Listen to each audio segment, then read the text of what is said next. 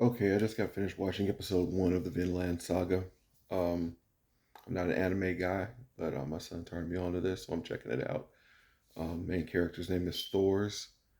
Um, I'm Again, this is the first episode. I'm just gonna kind of do a video of each episode and talk about what I thought of it. Um, so Thor's is obviously a guy who's an insanely great warrior, and he escaped and wants to live a peaceful life. Story we've heard 1,000 times. It's interesting how they have this one laid out. He has a young son who craves adventure. Obviously, he doesn't know his father's past, or it doesn't seem like he does. And then he has a young daughter who's headstrong and doesn't understand the way he does things. Thor's obviously wants to do everything in the most peaceful way possible, and his daughter doesn't agree with the things he does. There's a scene where they are shoveling snow from the top of one of the buildings because they're in an area that's really cold and really inclement weather. And she doesn't understand why they don't just buy a slave. And he's like, we just do it ourselves, you know. And she's just like, I don't understand how you think. And there's another scene. Well, get into that in a second. There's an old guy in the village that they live in, telling stories to kids, and the kids half believe him, half don't. You don't exactly get an idea of who this guy is, or how truthful his stories are. He seems to be just kind of a crazy old man, but I'm sure there's more to it than that.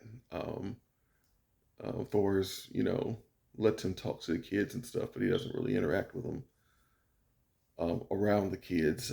He talks to him about the goings on of the people in the village, but again, not a lot has been established between Thor's and this character. I'm sorry, the only character I know is Thor's, and he's the main guy. Um,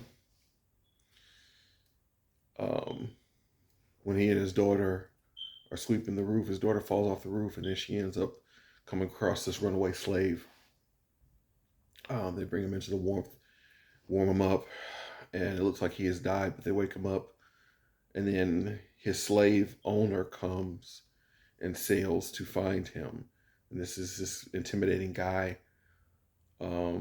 He has an entourage with him, looks like 100 people maybe, and he's looking for the slave. He comes in and sees Thor's with the slave and tells him, "Hey, we want our slave back." Thor's asks him how much he paid for him. Thor's is like he tells Thor's he paid two baby sheep or young sheep for him, and Thor's offers three. Um, the guy says, "No, I want him to come back. I want to torture this slave as an example." Thor's offers him four sheep. The guy says double that, so he ends up paying him eight sheep. Um, pays for the sheep. Pays the sheep for the man, and his daughter's really upset because the guy ends up dying anyway, and she just really doesn't understand her father. Um, he sets the guy free, and the guy ends up dying. And it looked like that was probably going to be what happened anyway.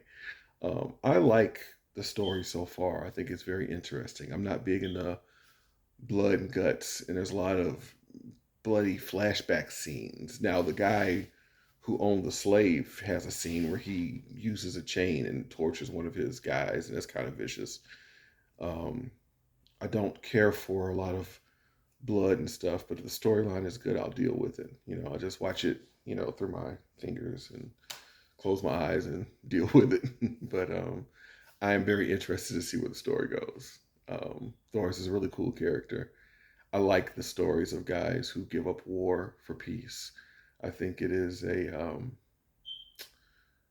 microcosm of our lives. Once you've lived a life, a contentious life, if you've seen a lot of death, if you've experienced battle, if you've experienced a lot of chaos, then you not only appreciate peace, but long for it and put yourself in a position, if you can, where you live a peaceful existence. And I think stories like this are just an exaggerated version of kind of our paths in life anyway. So I'll be checking out episode two very soon. See what's going on with Thor's in this Vinland Saga. Oh, and the Vinland obviously is some area. They're in a very cold, icy area. Vinland seems to be some almost like a promised land where they have where it's green grass and it's peaceful and it's away from war and it's warmer. Every place they talk about is warmer than where they are. But Vinland seems to be some kind of a destination place where everybody wants to go to, where, like I said, it's green grass and sunny skies and peaceful and beautiful. So I guess looks like the saga is them getting there or trying to find it. I don't know. We'll see. Anyway, we'll see what happens in episode 2.